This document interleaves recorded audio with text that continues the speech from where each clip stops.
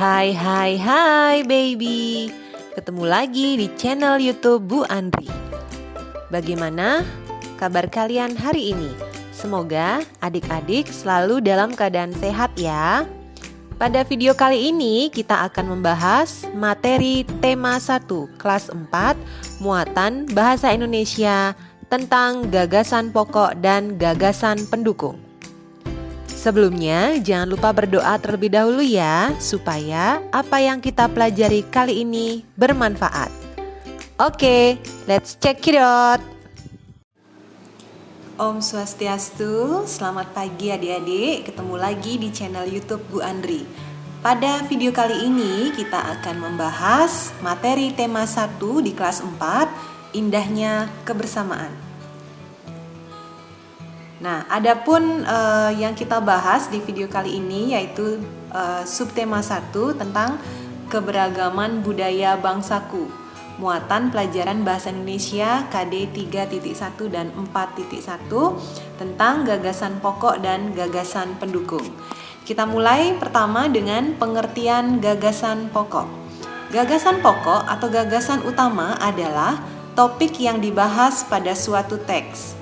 Gagasan pokok ditemukan pada kalimat utama yang terletak di bagian awal, di bagian akhir, atau pada awal dan akhir paragraf.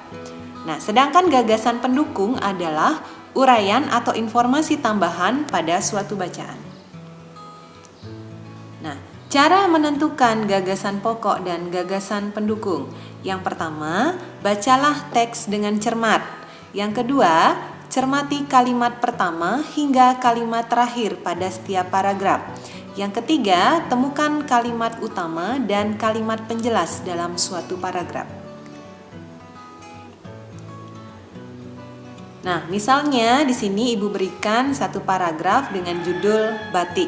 Kita baca sama-sama ya.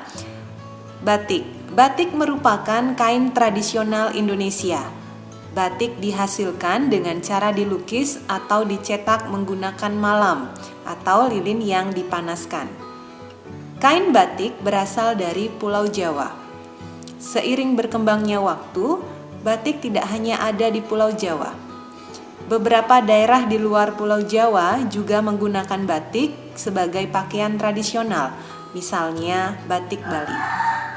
Nah, setelah kita membaca satu paragraf full penuh ya, jadi kita bisa menentukan di sini yang menjadi kalimat utama itu adalah terdapat di bagian awal paragraf atau di kalimat pertama ya, itu batik merupakan kain tradisional Indonesia. Nah, sedangkan setelah kalimat utama itu di kalimat kedua dan seterusnya sampai di kalimat terakhir itu merupakan kalimat penjelas. Nah, jadi di sini di paragraf batik kita menemukan suatu gagasan pokok yaitu batik merupakan kain asli Indonesia. Ya. Nah, sedangkan ya dari kalimat kedua gagasan pendukung itu yang pertama adalah cara membuat kain batik. Itu dari kalimat pendukung ke pertama ya. Jadi kain batik dihasilkan dengan cara dilukis atau dicetak menggunakan malam atau lilin yang dipanaskan.